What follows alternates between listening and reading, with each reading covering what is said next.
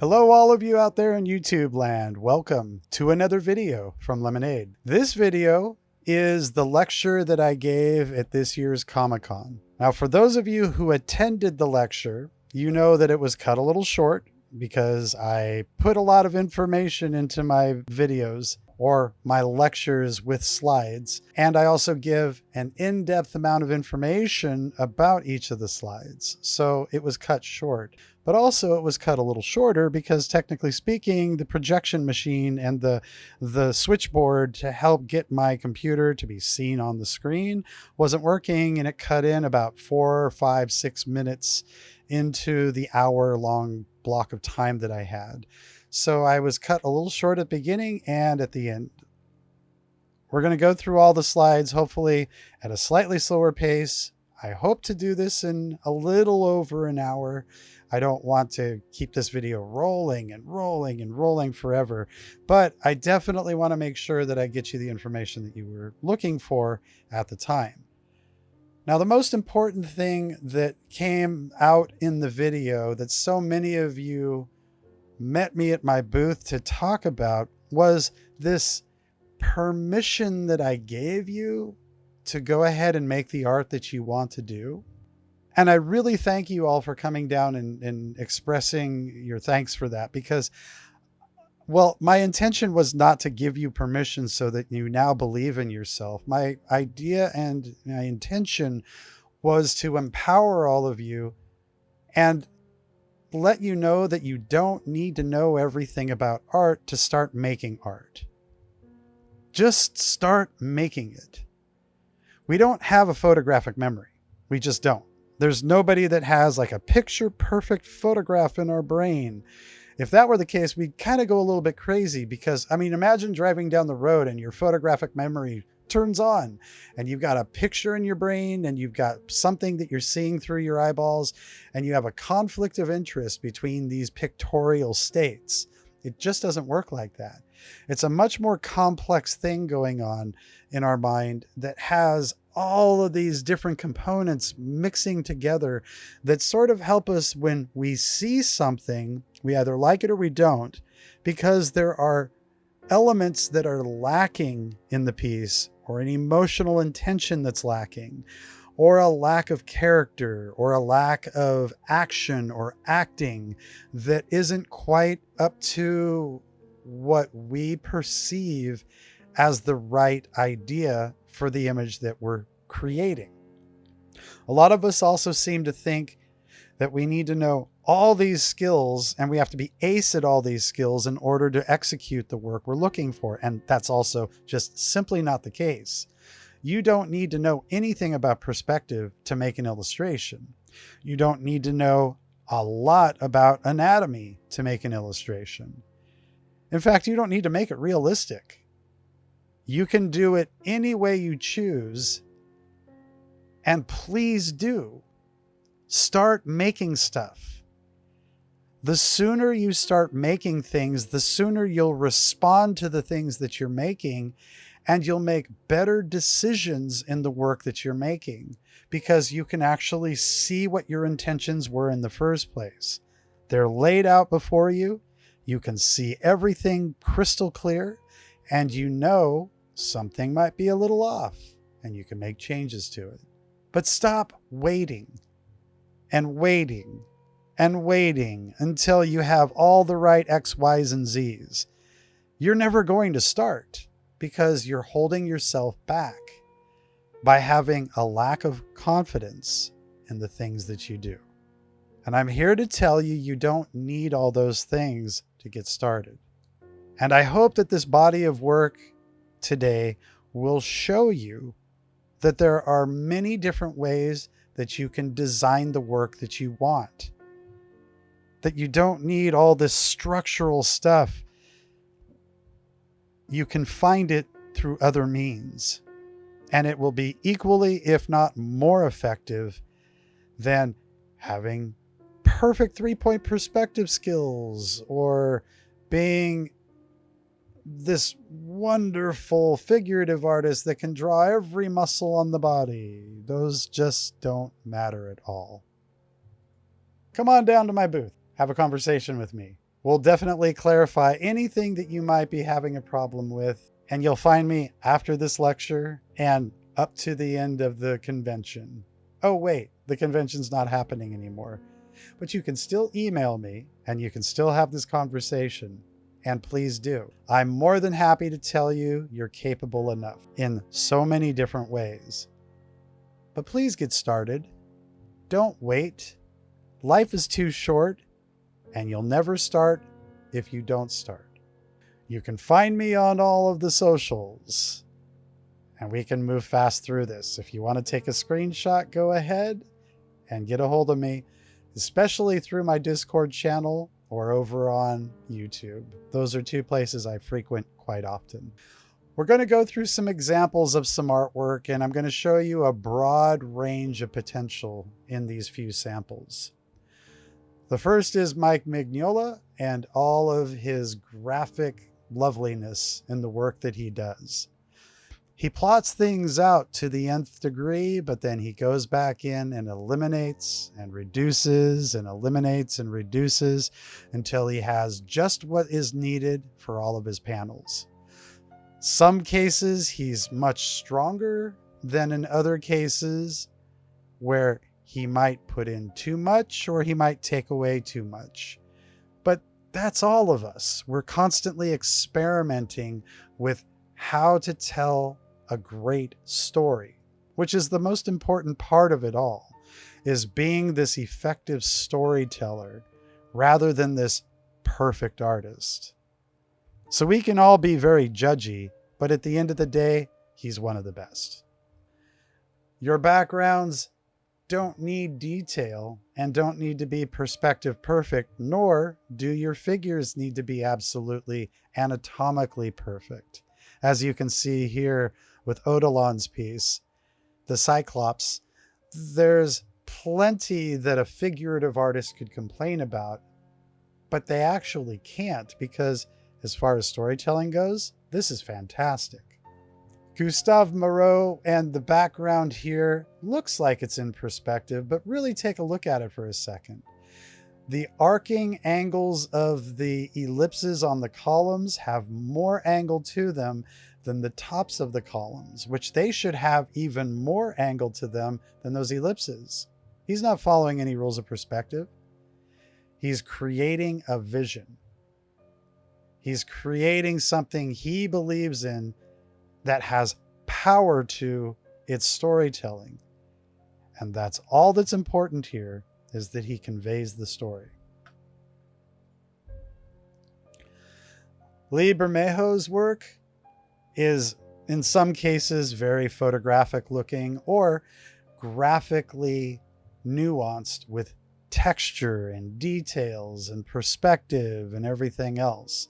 But you can also see how he does a lot with shadows. He eliminates a lot of information. And where the information is more important than not is where the lights are kind of at their mid-bright level.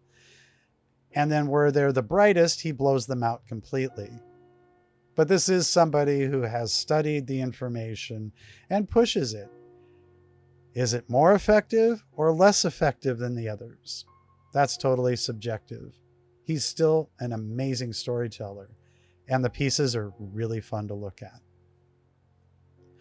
Sergio Topi is definitely not worried about perspective, and he's not worried about his figurative skills being perfect. He's sort of like this perfect marriage of graphic designer meets illustration, and he makes extremely fun pieces, both with the materials that he uses as well as the graphic choices, where he chooses to put something, where he chooses not to put something, and the balance between the two and the effectiveness of his focus. Dean Cornwell is also doing something very similar. This is called a vignette. A vignette does not reach all four of the corners. It extends out as far as it needs to and includes only the pertinent information to help us with time, space, location, action, and all the little nuances of detail that go along with it. In this case, put us in the story space and then tell us the most important aspect of what's going on here, and the rest doesn't need to be implemented. And this is an excellent choice of how to vignette using positive and negative space for those horses. You can read both of the horses very easily, and there's not a lot there. Fortunino Matania. Believe it or not, this is out of his head. All of the artwork he did was imagined. None of it was copied from a photograph. He had a skill that goes beyond most illustrators. Or you could say he's doing what all the old masters used to do. He's put in his time and effort into studying things, and then when it comes time to building a picture, he's picture perfect. He sketches out what he thinks is necessary, and then he fills it in until it's finished. In World War I, he was an illustrator for a war magazine.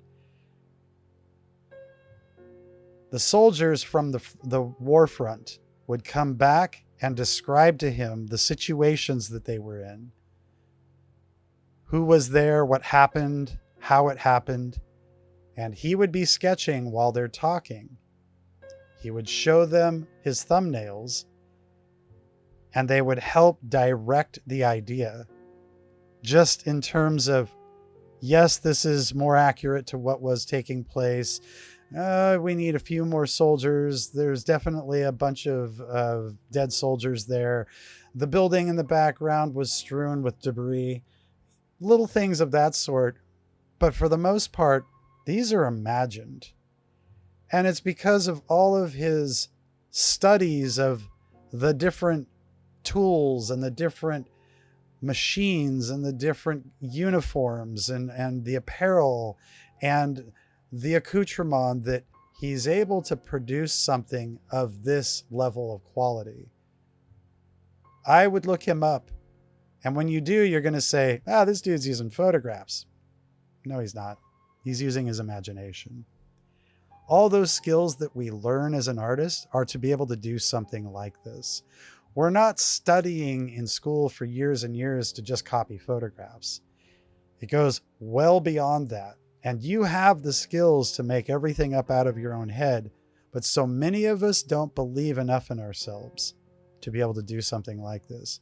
But I can guarantee you, you can all do this if you're willing to put in the work.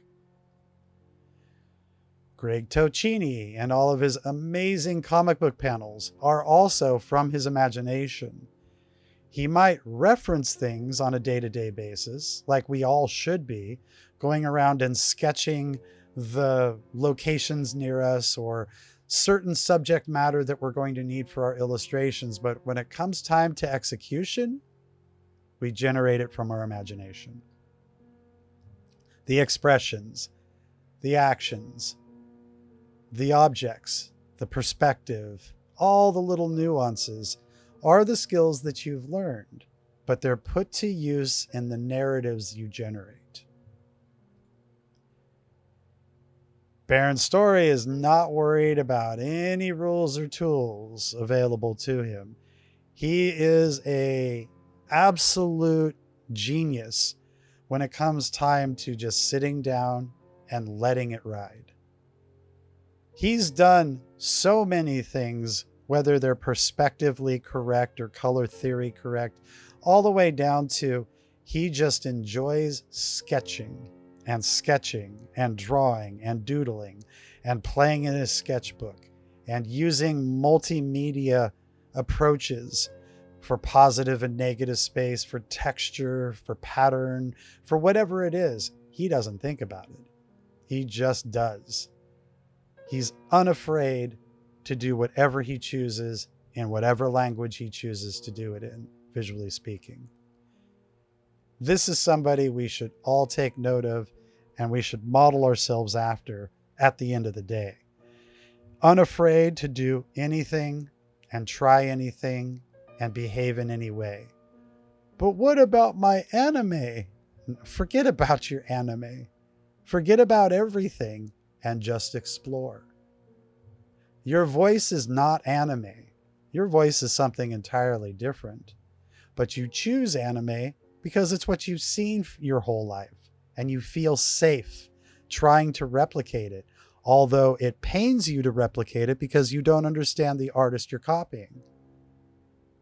You're just copying something, and that's not making art. That's inspiring you to become an artist, but that's not making art. Gustav Klimt wasn't worried about making anime. It wasn't around during his time, but he's not worried about looking like anyone else. He has his own vision, and he's being absolutely truthful to that vision. He's pushing the narrative in the direction he chooses to, whether it's through pattern or believable realism. You can look him up on the internet and find both. He started with the more realistic and kept leaning into this beautiful design style that he has, and he never looked back. But here's my anime, at least with one of the greats, Masamune Shirow. These worlds are out of his head. He mastered perspective. He didn't need to plot vanishing points and horizon lines. If you look through this, you'll find things that don't line up with the horizon line at all. But it doesn't matter, because everything looks picture perfect together in the way that he designs these pages. And if he had to sit around plotting perspective for every single image that he does, he wouldn't have built the body of work that he has today. There's a certain point when you let go of those tools and you rely upon your gut to create this kind of complexity. And sure, we can compare building to building, and some of them are off from each other, but at the end of the day, does it really matter? When you look at this piece, does it really bother you that much that one of the buildings might be tilted in the wrong way? I would hope not. He's a wonderful entertainer, and he's generated some of the most amazing futuristic cyberpunk post-apocalyptic worlds that we've ever seen. Fernando Vicente and his beautiful illustrations over maps. He didn't need a background. The background is the map. And the way that the skull feels like a globe sitting right on top of that map with all of its continents of shapes is a beautiful integration of the two. He's not worried about making a picture-perfect background.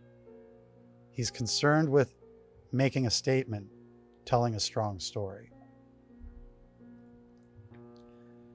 Ashley Wood's not concerned about making picture-perfect perspective in his backgrounds.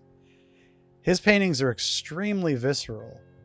He has a strong textural sense going on, and a lot of what he paints is very gritty, and it doesn't require a picture-perfect, polished world. If that were the case, his storytelling would not be effective at all.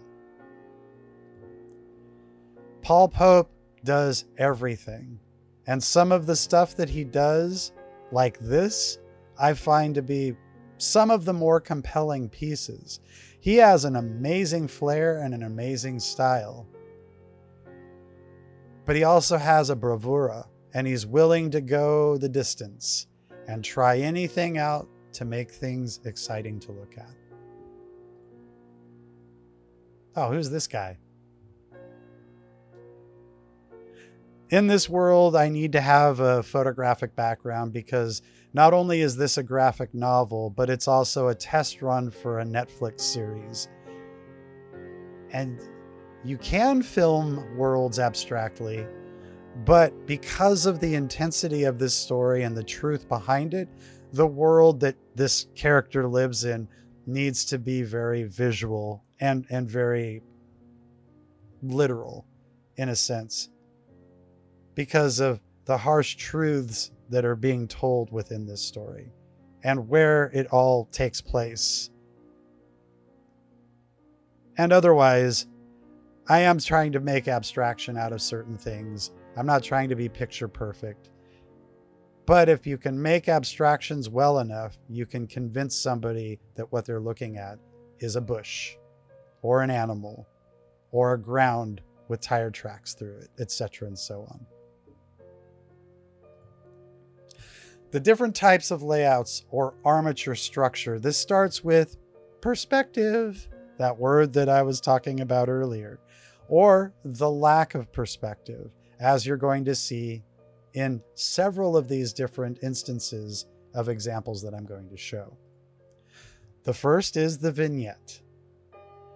While there is a perceived level of perspective in these, they were definitely not plotted with vanishing points and horizon lines. They're just drawn. And what has been designed has a sense of up and down and left and right to it, but it's not guided by a vanishing point and horizon line. Those aren't in the making here. These are just felt as the artist is drawing them. They recognize if they're working or not, and they're okay with it. This feels like there's perspective because there's a lot of objects in here that show a top, a bottom, and a side, but there's no vanishing point, there's no horizon line anywhere in here. It's all overlapping shapes. And the way that those shapes overlap each other creates a sense of depth and volume, as well as the scale of the objects and their color as they shift from more chromatic to less chromatic. These are all elements that help create this visually powerful image with dimension and depth without the need or the use of a horizon line and vanishing points. Collaging is sort of the same thing. In a collage, you can put together whatever you choose, and there's no horizon line that's dictating where you need to look in this piece. Everything fits nicely through color design, through placement in the overall design, and the harmony and relationships between all of those pieces and parts. And then we get into perspective. So as you know from the lecture, I did mention that some of the images I'm going to be using are photographic images, and some of them might be graphic design images. When I'm researching for these lectures, I'm doing this a few days before I actually have to give the lecture, so I don't have a lot of time that has gone into holding on to images throughout the year to build into these. In fact, I don't even know what my lecture is going to be until a few months before the convention. But even then, I'm already busy doing things, and there's no way I can dedicate a lot of extra time to just hunting for images along the way. I mean, I probably could, but my work schedule doesn't really allow for that. I'm just looking for the most effective images possible to help explain certain attributes.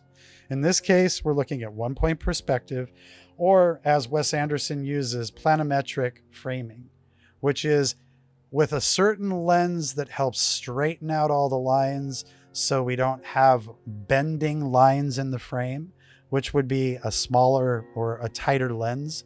28 to 50 millimeter is going to curve the lines off to the sides. This is not shot with a lens like that. This is shot with a much larger lens, but it's also a specially designed lens that he works with that helps straighten all those lines out to make everything feel very graphic, like the old illustrators of the 1940s, 50s, and so forth. And all of his work does feel that way. It all feels very yesterday in the illustration influences that he's pushing. But this is one-point perspective. Norman Rockwell is also very good at using one-point perspective. Then we have two-point perspective. In this case, the vanishing points are almost equidistant from each other on both sides of the frame. And the elevation of the picture is not extreme where we're looking down at a really sharp angle, right angle. But this definitely has two vanishing points guiding all of the shapes, left and right in the picture space. We have 3-point perspective. 3-point perspective downshot, 3-point perspective upshot. One has less skew than the other, but both have a third vanishing point, helping create a much more dynamic depth of field. Then we have 4-point perspective, which means that we're not using the dead center portion of the frame to pull shapes forward towards our eye. All of these shapes are being skewed to the left and skewed to the right to help us see three-dimensional space a little more effectively. And in this case, there is some warping going on to the next part of the detail work. So there's a little bit more going on in this image over here than just 4-point perspective. But for the most part, it's 4-point as opposed to 5-point, which is what this is here, where all of these objects are going back to a central vanishing point, as we can see in the image on the left. So this has 4 vanishing points on the 60-degree cone of vision, which is actually a 60-degree skewed cone of vision because of the warping that's taking place, as well as a vanishing point that's fixed dead center in the frame. And these are actually a lot easier to do than you think. It just takes a little bit of getting through the first 1, 2, and 3-point perspective before 4 and 5 are a little bit easier to grasp. If you try to jump right in and do these in the very beginning, you're kind of crazy, because there's so much that you have to already know about the simpler facets of perspective in order to make something like this more accomplishable. But hats off to you for trying.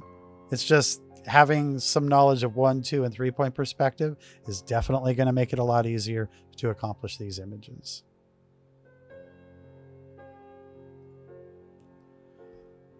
Tools and rules for realism. Now I have 2 different sections in here. I have one that's realism, and I have another one that's more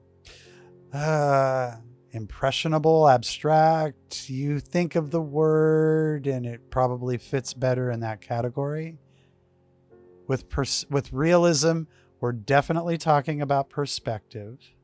We're definitely talking about form and logical form. We're definitely talking about realistic lighting, and then a whole bunch of other stuff that we're going to get to here. First is start with basic shapes and not the details. And in this case, the basic shapes are extremely graphic. How do I want all of these shapes to be poised on the page, interconnected together visually, and legible from left to right? Because in Western culture, we read everything from left to right. We read words, we read pictures the same way.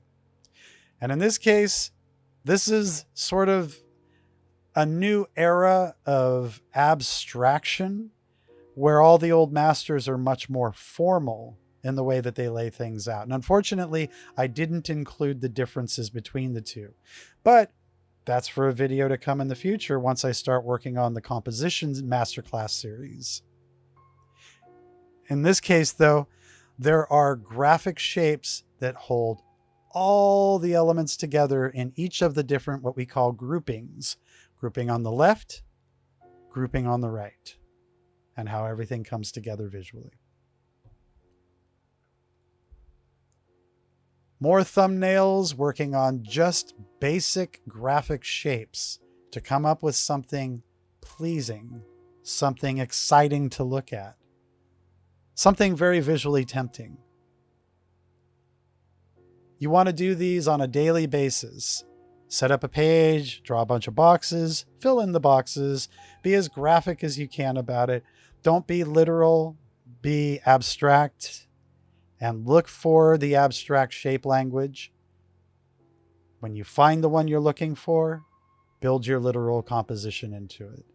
And try to be as true to the design as you can to hold on to the visual truths that you have discovered in these thumbnails. Or in the thumbnails you generate, of course. Work foreground, middle ground, background, just like in theater, just like in film. In the foreground on the left, we have these branches that show depth. We're inside the branches looking at the action. They don't know we're here watching, but we are. We just have to look out for the alligators.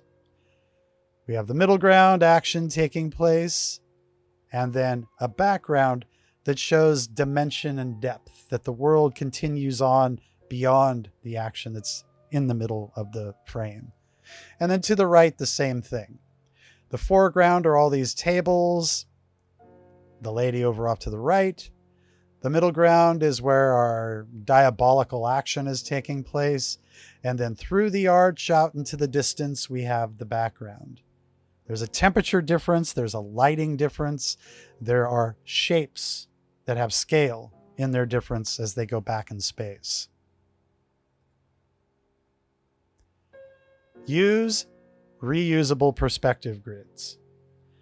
Once you start a certain kind of storytelling, most of your storytelling for a certain type of client will likely be similar. In many cases of storytelling, we have 1 and 2 point perspective as the average and the usual. If you're working on covers, 1 point perspective is likely what you're going to be using, because 2 point perspective creates a much more complex space that does not necessarily work well in a vertical format. But that's not to say you can't use it. It's just it requires a lot more work to make that vertical format read really well in 2 point perspective. But you can generate these grids either using 3D. There are old art books that you can find used that are nothing but perspective charts. And I highly recommend buying a few of those. They will be available and they won't be very expensive at all. And then you have reusable grids, hundreds of different types of reusable grids at your disposal. Use 3D. In this case, I highly recommend Blender. It's my favorite program of all the programs I use. Far superior to Photoshop. I can paint in it. I can make 3D in it. I can do 2D in it. It doesn't matter. I can make whatever I need. And I have so many tools at my disposal. And I know a lot of you are going to be like, oh my God, I got to learn another thing outside of the illustration techniques I've already learned. Why?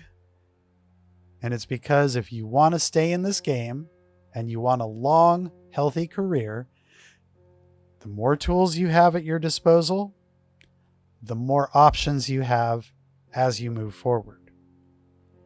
It is absolutely worth it, and it does not take as long as you might think. It does take a little extra brain space to memorize a new set of hotkeys and where all the menus are, but that does not take very long to learn how to do. I highly recommend it. And I highly recommend that you use Blender over any of the others. It's free. Free is good. And it's one of the most complex free programs you're ever going to get your hands on. So start learning it now and utilize it in all the work that you're going to do. Use atmospheric perspective for depth. That means the air that we see before us has moisture in it. It has pollution in it, dust, and whatever else on your foreign alien planets that there might be floating about.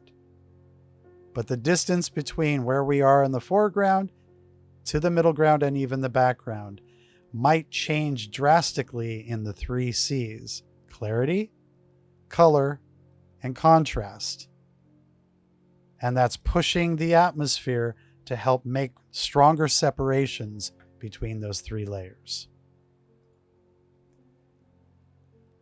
Start by using value before you jump into color. Color is value. Value is color. If you've watched my color theory videos, you know this.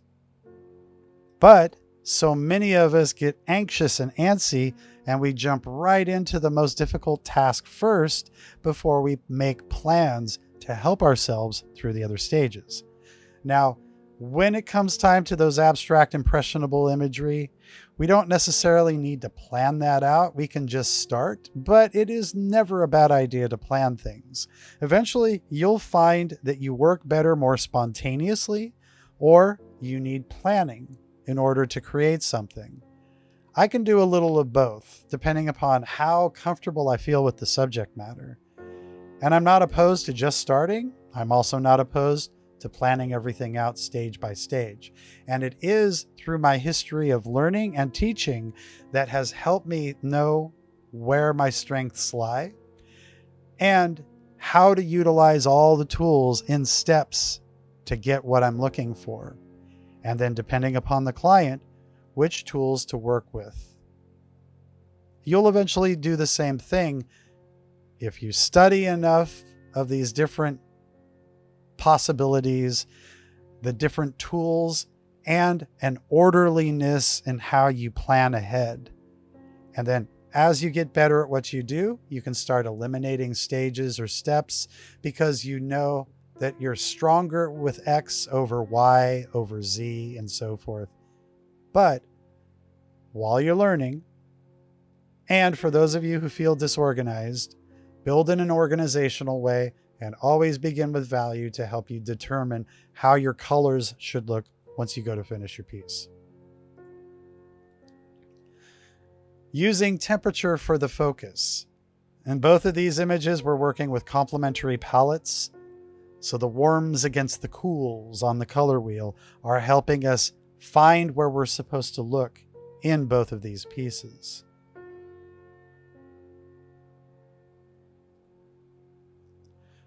Using the background elements to help frame your focus, and film does this spectacularly. And nicely enough, even the not so great directors want to emulate the really great directors, so they use these devices in their work as well. And sometimes, naively, they just hit it out of the ballpark. It looks absolutely gorgeous to what it's supposed to be, symbolically and as well in the storytelling aspect of what they're sharing and showing. And in some cases, when the scenes are really complex, we definitely know where to look because they've helped us with a frame frame within the frame to help us frame the focus.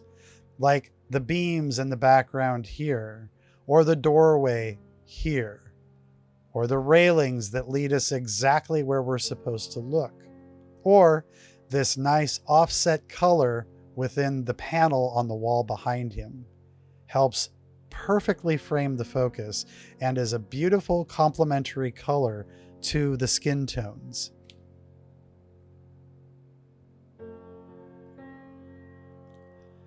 Anchor the scene with a horizon line or horizontals. So when a picture does start to get really crazy, like the Dean Cornwell earlier and this Greg Manchester piece here, those horizontal lines are helping put us in a location so that we feel like we're on a grounded world.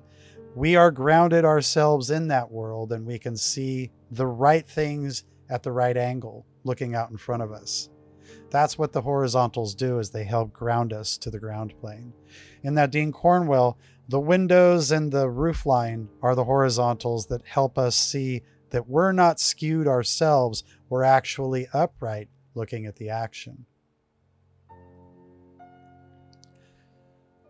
Use props to help tell your story. All those props are layers upon layers upon layers of character depth that don't need to be explained any other way. One shot tells us thousands upon thousands of elements or little fractured pieces of the personality of the main character that we're looking at here. We know he's a wizard. We know he's studious. We know he's scientific. He's an alchemist. He's a writer, and so much more because of all the elements that are in this piece. There's a lot of depth to the character here because of all the accoutrement. Adding life with small details. In both of these images here, we have texture. We have wear and tear. We have small elements, all these little tiny flowers on the left side, all the little holes in the piping and conduit, all the rust lines on the aging robot, all the little flowers in that particular piece. And as they go back in space, they reduce in scale and help us see the depth of field very clearly. And most of all, it adds a ton of personality to the image we're looking at. Using lighting to help divide the space. We can see our focus very clearly on the left because of the up lighting. And it's also very horror driven because of that uplining and all the cast shadows that are being cast upward, and the focus on the weaponry around the belt and in the hand. And then with the Dean Cornwell piece on the right, we know exactly where we're supposed to look because of the intensity and contrast of the strong lighting against the dark shadows. And each layer that goes back in space alternates between dark and light, giving us a very deep picture with all of those different staccato layers. Think emotion and not just geometry. Emotion is going to come out in the textures. It's going to come out in the dreamy shapes and the fluid lines, the spider webs, the little cubbies, the chips and the nicks in the walls, the dirt between the bricks, the noisiness of the apparitions as they're floating about around our head. But this is starting to lean into that subjective and that abstract and that impressionable. It's very borderline. But it's also extremely important, especially if the pieces that you're trying to convey are more emotional than action-driven. You want to think about the options that you have available to you so that you can make those images more impacting. Study your reference before you use it, and I don't mean get a bunch of photos and just stare at them with your eyeballs. Actually draw the darn stuff. Because if you don't, then you're not familiar with your subject matter anyway, and the first time you're going to be familiar with it is when you actually draw it into the work, which is the wrong time to be learning how to draw it. You should already be knowledgeable in the subject matter that you're working with long before you use it in the image. Especially if your storytelling is a little bit more realistic. Those who fly airplanes and those who know the Old West are going to call you out on the mistakes you make if you do them wrong. And that's not fun. I've had this happen before with war pieces that I've done. I've had military people call me out for having too many bolts, not enough bolts, the engine's too close to the fuselage, and all these other weird little things that I never paid attention to because I didn't reference it enough before I used it, which was on me for sure, because I didn't take the time to be intimate with the subject matter enough to know that when I actually draw it in, I know a certain thing or two about it to help me make it that much stronger and more effective in the piece, as well as more believable, especially to those who actually use the subject matter. Vary the shape language for your composition and or the location that you're creating. Now we have two amazing artists here that work for Warner Brothers and Disney, and they created decades worth of amazing cartoons or animations, if you want to call them that. Either one, it's kind of the same thing as far as this time period is concerned. But these graphic shapes are absolutely beautiful and not very realistic at all, but very convincing in the way that they've been designed and executed. When you have an idea, run with it in whatever way you feel is the most effective.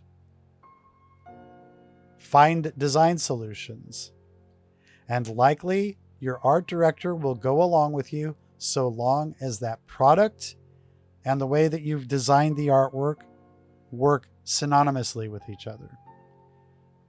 Depending upon who the client is, you will be able to get away with more, or in some cases, you just won't be able to. You have to do it realistically because that's the history of everything that they produce.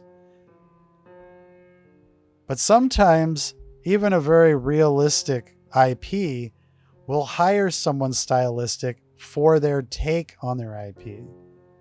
Don't be afraid to try invention and finding your own voice through shape, through color, through design, through organization, through form, through texture, whatever it is. Don't be afraid to try. And you must experiment continuously in order to go further and further down that rabbit hole of finding your favorite way to do things, which ultimately will be your voice. Add life using little tiny details to contrast them against the bigger shapes in the pieces, as John Berkey has done here in both of his pieces, as well as so many of the pieces that he does. What makes these ships look immense are all the little tiny parts that go along with it. And this is where a lot of people fail when they try to build these enormous ships or enormous animals, creatures that are larger than life. We forget that there's a scale thing that we need to do between the smallest things and the largest things in order to create that scale and the believability of that scale. As well, in this case, where you're supposed to look at the focal point, where it's going to be the busiest or the noisiest. Change the camera angle in your working comps to figure out which angle tells the story most effectively. In this case, we have up top a low angle looking up at our actors, a high angle looking down at our actors, and what you call a Dutch angle, where the camera is tilted in space, skewing the world. Down below, we have overhead, which is extreme looking down, eye level, which is human, as well as shoulder level, which is also very human, where we are the person they are looking at, or at shoulder level, we are near both of these two lovebirds here, and we can see them very clearly eye to eye on level, which means no one is dominant, no one is superior. We're all equal here. Frame the subject with foreground objects. So we talk about the background, but the foreground is like the background. It's the world surrounding our subject matter. And we can do some really clever things using foreground elements. And in this case, because the foreground elements have a busyness to them, the background has been left simple so that the subject matter is very easy to spot and very easy to read through the complexity of what is taking place in the foreground. Suggest more than you show and break the frame with elements, which means cutting this person's head off at the forehead, or cutting this woman in 1/3 of her body, this guy over here, and their feet. And then these shadows being cast in from the buildings to the right of our frame here, looking forward, that we don't see, but show that the world is much larger than just the few things that we can see in the picture.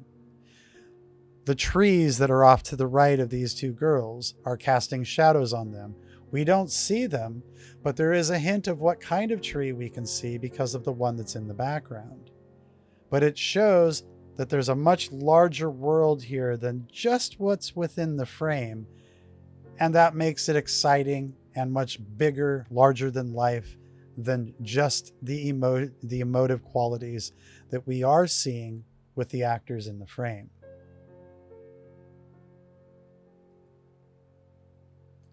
Use clutter to tell the character's lifestyle.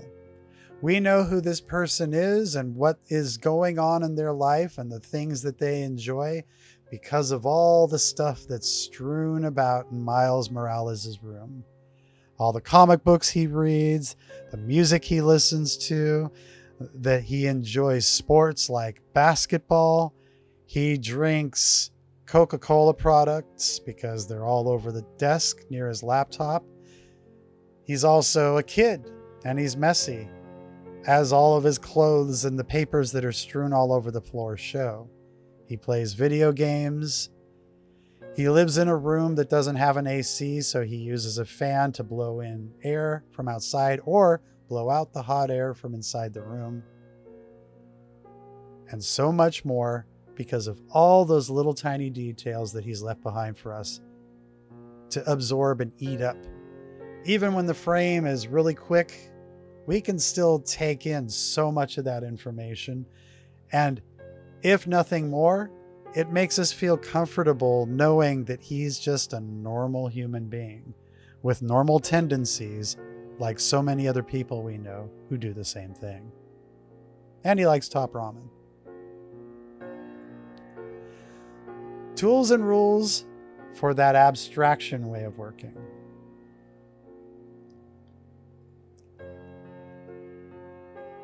Emotional architecture.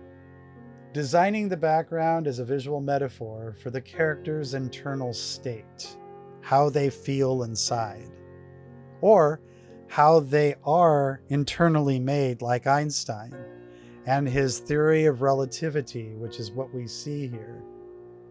It's a theory of gravity that describes it not as a force, but as a curvature of space-time caused by mass and energy. And that's what the circle and the graph kind of represent up there. We can also see it in the circular motif that his head is drawn in, and the negative spaces, those dark holes within his face. And then, of course, we have the formula of general relativity down in the lower right-hand corner. And then on the right-hand side, we have a reporter who's found out that he has cancer. He has skin cancer. And he's concerned whether or not it's going to take his life. And all these little elements that are strewn across the image are cell related. They're drug related. There are all these little tiny things that are going on that he's thinking about, that he's testing for, that he knows he might have to take in order to fight this cancer. And these are all elements that are tangled in his brain and making him think and think and think and think and be concerned about his health and his life. His face may be very stolid, may not show a lot of intense emotion, but he's certainly going through all of that. And we can tell because of those elements that are helping frame the idea.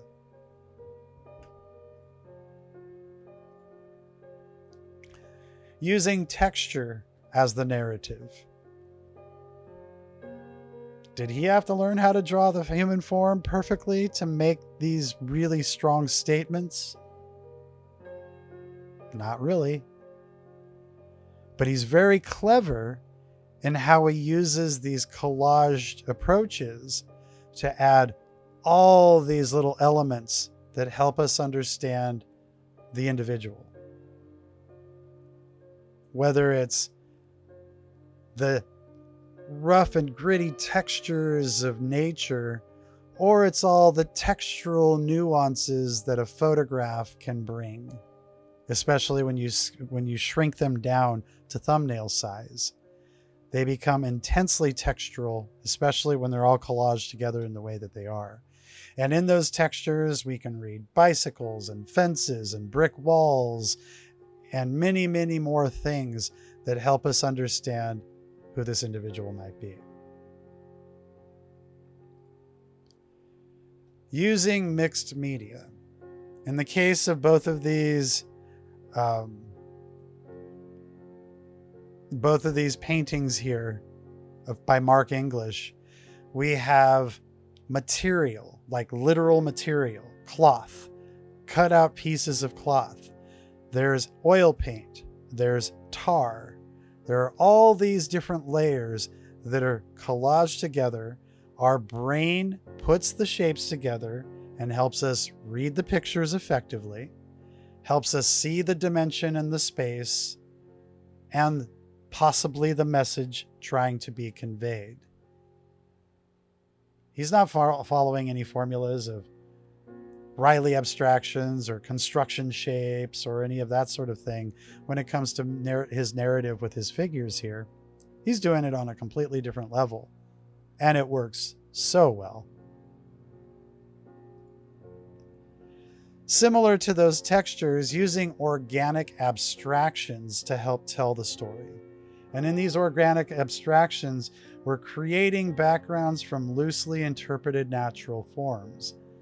Clouds as thoughts, roots as memory, or trees as a nervous system, and in this case, this mountain with this sort of permanency of this female figure. This was something going around on the internet where people believe that there's this mountain range that's made up of these shapes, which if you actually believe that, oh my goodness, why?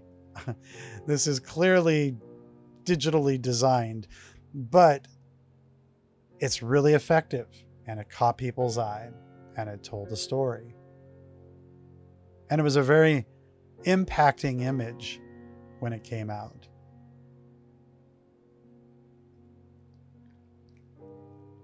Symbolic space. Using recurring symbols or motifs like clocks or birds or eyeballs to create the subconscious narrative cues in the environment. As we can see here, we have all of those elements, and they certainly help tell a story of confusion or multiple thoughts or just there's so many directions these can be taken. But what's beautiful about all of these different narrative devices that I'm showing you is that each one of us can interpret these in our own way. We can feel a certain way based upon how we experience these pieces. What emotional state are we in when we look at these pieces, and what are we feeling from them? In this case, the one on the left for sure is from A Scanner Darkly, and there are a lot of little elements in there that go along with the story very specifically. And so that helps with the narrative of the story, but at the same time, the pieces are extremely thought-provoking. And you don't need the narrative to just enjoy and or reflect upon your own memories or your own thoughts or what's going on in your own life as you're looking at these pieces. These are absolutely gorgeous pieces in one way, and they're extremely thought-provoking and very emotional in another way. Handwriting as environment. As Baron's story is showing us here, he's not afraid to write in his pictures. He's helping us understand what's going on inside of these different characters' heads. He's incorporating scrawled thoughts, notes, or symbolic script as part of the environment to evoke psychological depth. Now, this could have been thrown into the narrative devices, but I wanted it to actually be a part of this abstract set of tools because it really does fit better in here than just in general. But it doesn't matter. You can use this as a means of your armature to build your pictures on. But this is deconstructive perspective. Bending or collapsing the perspective to reflect upon a warp or unstable worldview. Very Escher-like in the distortions and or dream logic within the picture spaces. And I'm using fine art here to explain these because it would have taken me forever to get on the internet and look for very specific imagery that does this. But I hope this helps exemplify the type of device that you can use here. Emotional color. What is the person feeling? What emotional state are they in? is dependent upon what color they are when they were painted. In this case, we have these really exciting narratives where we're shifting between emotions across the panel as we're looking at each individual. And the color that each individual is painted helps us understand the possibility of what they're thinking or how they're feeling internally. Comic books use this a lot. Illustration, especially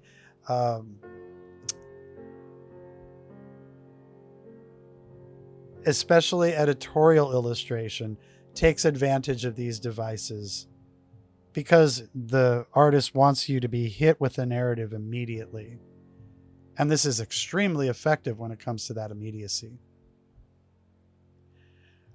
Reference as disruption.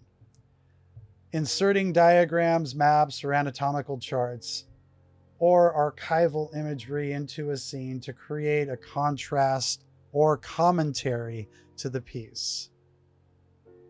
In both of these instances, they are maps, of course. And I could have found other instances, and I have shown you already in other examples, but hopefully this really helps you understand. You could use a book page, you could use a map, you could use a menu, you could use anything to create these devices. Rhythm through pattern. Using rhythmic marks, grids, or flowing shapes and backgrounds to create harmony or disturbance in the piece. In this case, these two are in the background, where this is within the characters themselves. In either case, they work extremely effectively in helping push the narrative. Visual stream of consciousness. Filling the space behind the character with non sequiturs, visual thoughts, or subconscious imagery. And I know the artist that did these and how she arrived at these pieces. And a lot of it is that finding, losing, and finding, and losing and finding until it has this balance and this design organization. But that's not what leads the picture. But eventually it gets to the picture. But there's a certain stream of consciousness that helps start it, helps find it, helps finish it, along with other technical devices to clean things up and so forth. But those are secondary and do not lead the piece when the pieces are being made. Temporal blending. Fade or layer of multiple timelines or locations with one background to sort of compress time and the narrative together. And that's what's going on here between each of these panels. Looks like we're looking through windows and doors and there's walls, but they all sort of blend together and they evolve over a very lengthy period of time, but it's all compressed down into this very short distance narrative, meaning page 1 to page 2. And yet the timeline could be months. It could be days, it could be months, it could be years, it could be decades, it could be eons.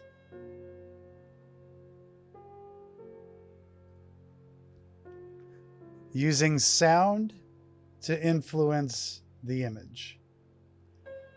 Listening to music. Listening to the specific music, of course, on the left with Jimi Hendrix. This is the Star Spangled Banner, his famous Star Spangled Banner where he lights his guitar on fire. And there's a certain harmony and a certain rhythm that you can feel throughout the piece that like when I look at it, I can hear that song.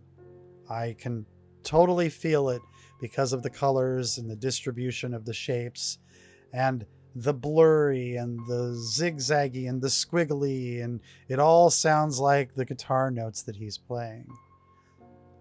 And then on the right, we have a band that's playing and all of the noise and all of the sound and all of the movement and all of the location the ambiance and the pattern and the rhythm, and so many things are taking place all at once. It makes us feel, well, at least it makes me feel like I'm in a club listening to this, along with the people that are out watching it, and the clanking of the glasses, and the conversations that are whispers and so forth, and the intense focus on some with the music, the musicians and how they're playing it, and so forth. It just evokes so many things that I can hear when I'm looking at the pictures. But I'm just telling you my experience. I would hope that you have a very similar feeling when you're looking at a piece like this. As you start to pick things out of it, you realize, oh, musicians, jazz, music. This is jazz. This whole piece is jazz. Deconstructive perspective is very similar. Oh, it's repeated. I just realized that. These are more narrative to the pieces that I showed you earlier. And I can't believe I missed this when I was putting these pages together. I did the same thing twice. But in this case, here we have some visuals that are doing the same kind of thing. These should have been a little closer together so I could just play them both back to back. But here you go again. And this is, I think, a very good example of representational pieces that are bending and skewing through time and space and give us that uneasy, awkward feeling in that space. And they're very beautifully done. Personal mythology. Creating environments from reoccurring visual symbols unique to you, the artist, as an individual. Your own visual language of place, of memory, of emotion. These are James Gleason pieces, and if you know anything about James Gleason, then you definitely know that these are thoughts that he has or had reoccurring over and over again. And he used certain elements over and over again to kind of create these characters and these beings, and the atmosphere, the way it sort of holds everything in place, helps create a very dreamlike moment of these thoughts that he's thinking about.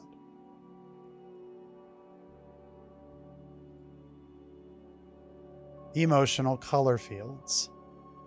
Using stark color contrasts to help tell an emotive story. Red for anger, blue for that sad, that sorrowful feeling, and the entire color field helping push that visual narrative.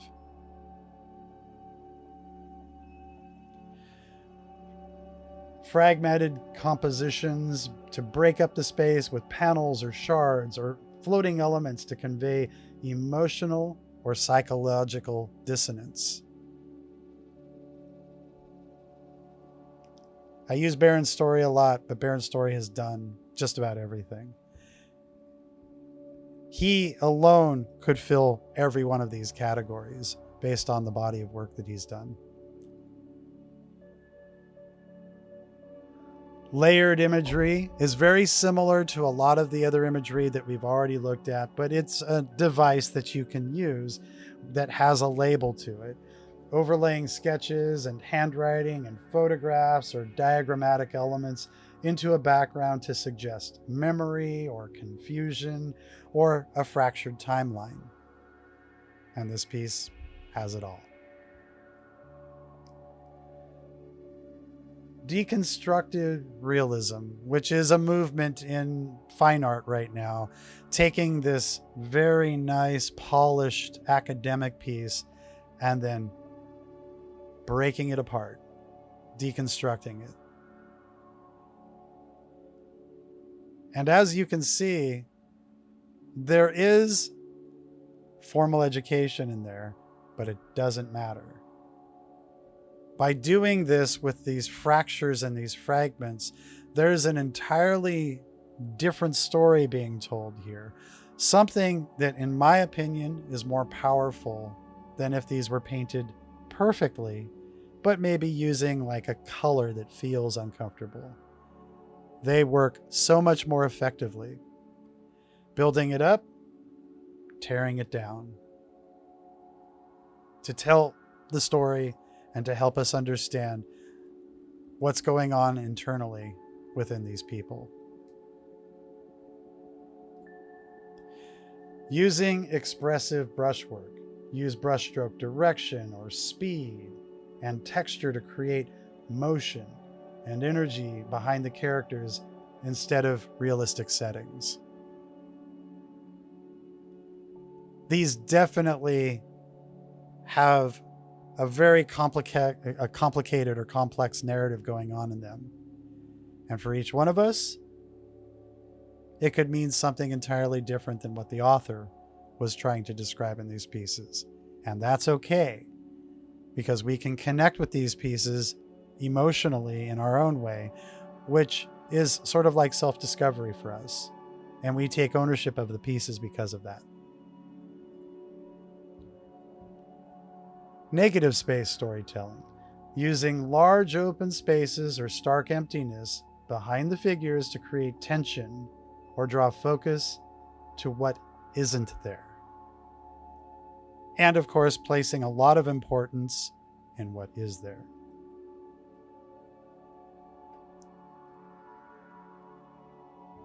So as you're building your piece, there's a few questions you can ask yourself that can help dictate where you're going with the piece and if it's working effectively. Does the background elements serve the story? Or are they just thrown in just because? By them just being there just because, they could effectively hurt the story. So you want everything that you include to be 100% effective in the story that you're trying to tell. Does the perspective feel right? Did you use the right armature to help hold the story together and to make it feel complete? There are a lot of different devices, which is why thumbnailing is so important, because it helps you land on the device or on the narrative structure that is perfect for that particular literary moment that you're trying to tell visually. Is the mood clear? Do we feel what we're supposed to feel? Is the lighting right? Are the colors correct? Do we have the right shape language? Do we have the right textures? Do we have the right organization within all those elements? Does it support the character or the characters? Again, do we have what works for the story, or did we just throw something back there because we needed a background for whatever reason? By doing that, you're fragmenting the story. Everything counts, and everything needs to count if you're going to be effective and have a lot of powerful display going on in the story to hit us emotionally. Every little line, every speck counts when it comes to effective storytelling. Is it overworked or is it balanced? Overworked, you put in every little detail everywhere and oops, I forgot. Now everything's in focus and nothing is in focus because everything is. Or did you find the right balance through mood and lighting, through shadows and light that shines on little details, the right colors, how color might push something back or bring something forward, the right shape language, and not too many shapes that can draw attention to each individual item in the story. If you're working stylistically, pushing emotion over accuracy. And again, going back to the very beginning, you do not need to know everything about everything in order to make a picture or to start one. Just do it. Some of you are going to be more emotional in your work. Some of you are going to want to be picture perfect accurate. And that's okay. It doesn't matter which one you choose. Nothing is right. Nothing is wrong here. But the emotional aspect of your piece is far more important than being perfect in everything that you do.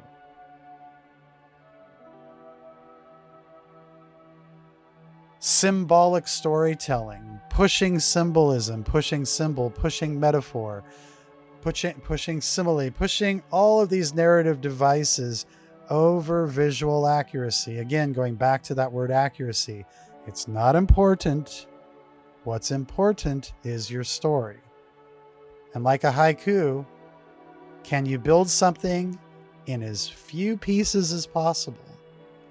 Or like a poem of whatever length, can you tighten the narrative down and make every element count, every color count, every shape count when you're building that piece?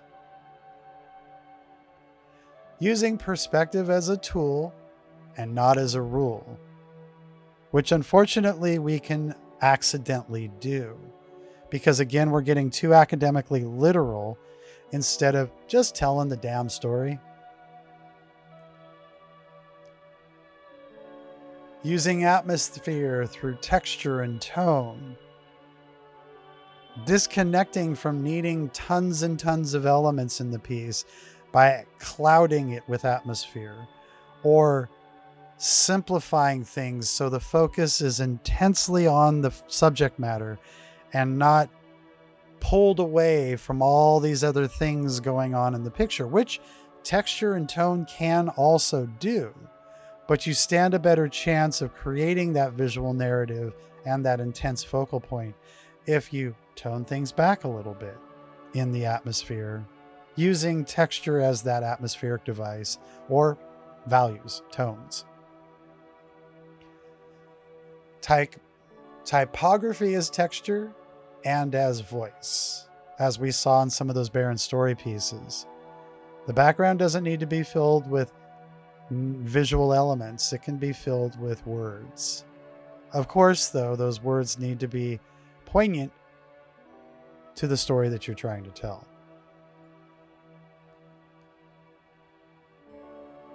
Contrast fuels meaning.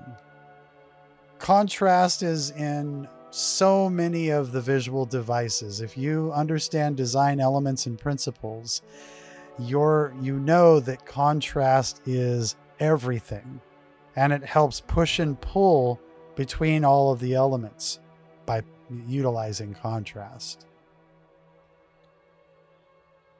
The characters and the environments are one and the same. You're not just sticking your character on some random background. It is absolutely connected to the narrative that you're creating within that piece. They are one. By pushing a lot of these devices, you're allowing the viewer to participate more in this picture than if you are literal with every element that you push into the piece.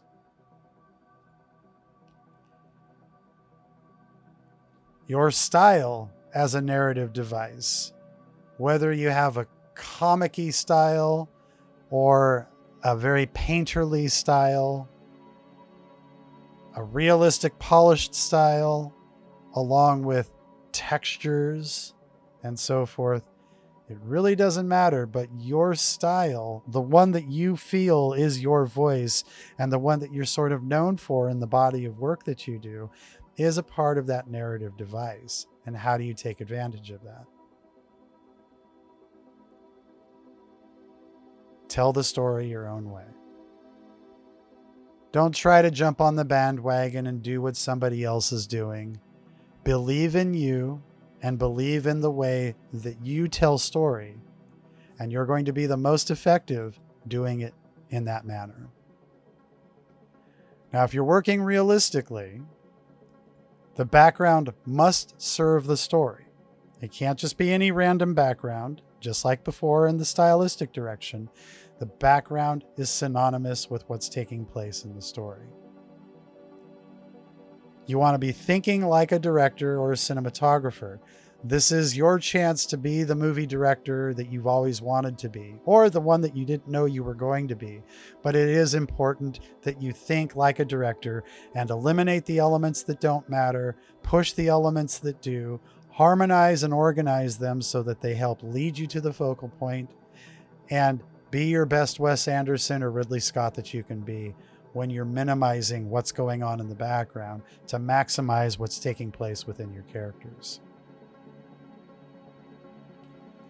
Structure first, details later. So many of us get caught up in starting with an eyeball and moving on.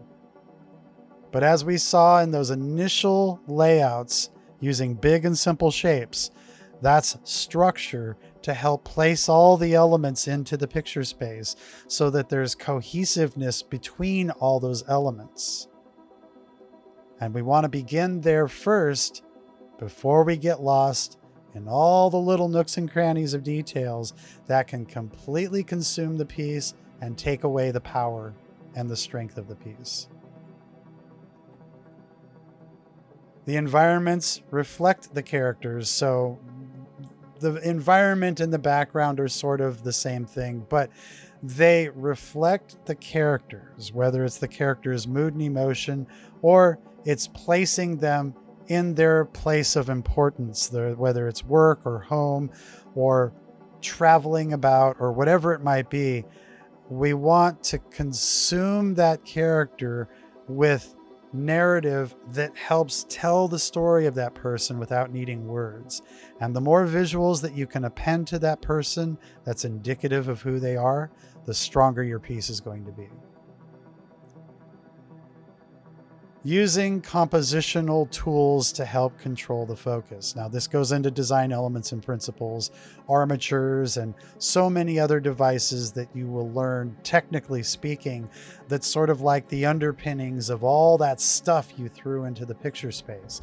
It isn't just stuff stuffed in there randomly. It's all organized in a very meaningful way to help create a hierarchy for you to find the focus, the secondary and the tertiary points of importance, and help you flow through all of that in a very literal way that you can read from the start to the finish in the correct order to help tell that story.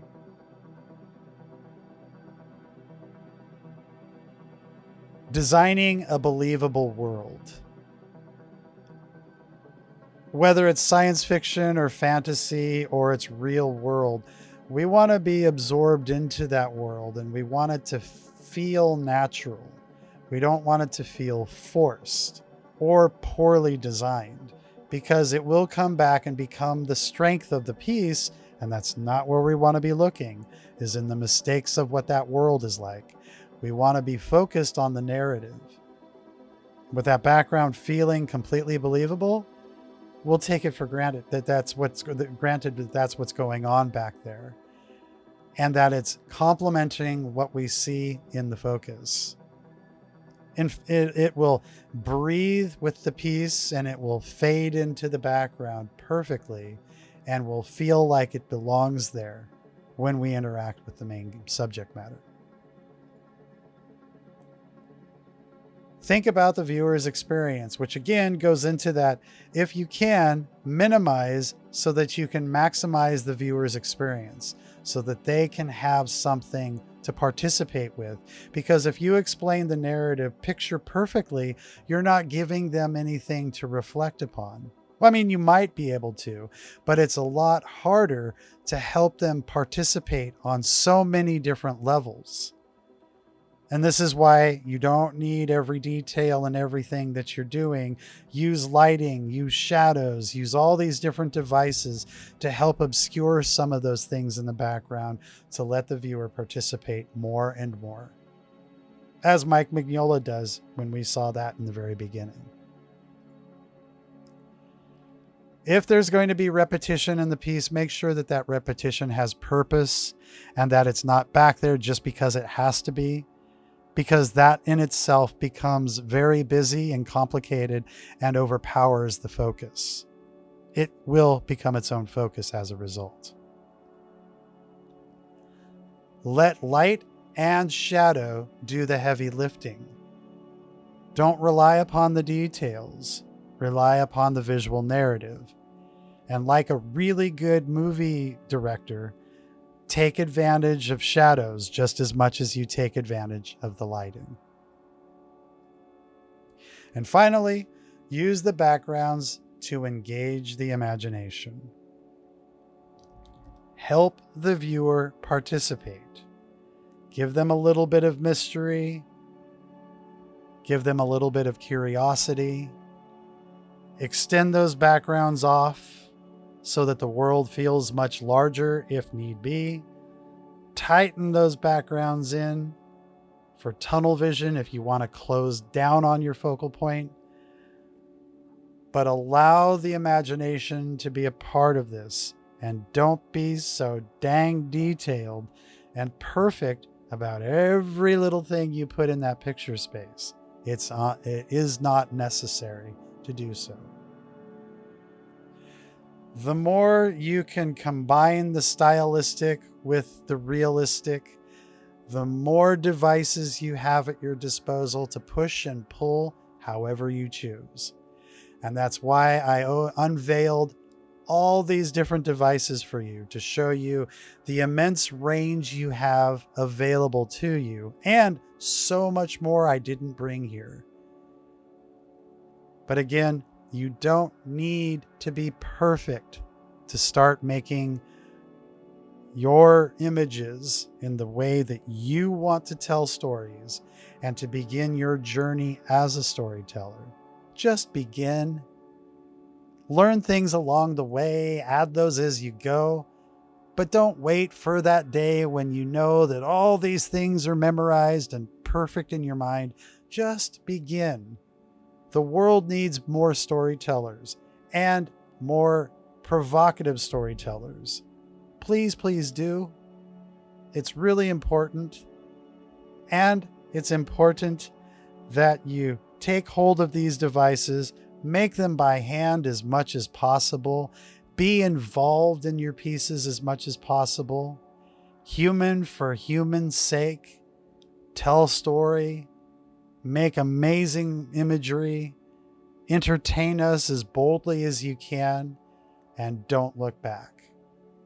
And finally, keep it playful. Keep it personal. Thank you very much for coming. I'll see you next year at booth 5561 if you happen to be at Comicon. And I'll see you again at another lecture. Thanks for coming along this ride with me, and I really hope that something here helps resonate with you and pushes you forward to making that art you've always wanted to make. Take care, everybody. Thanks for coming along.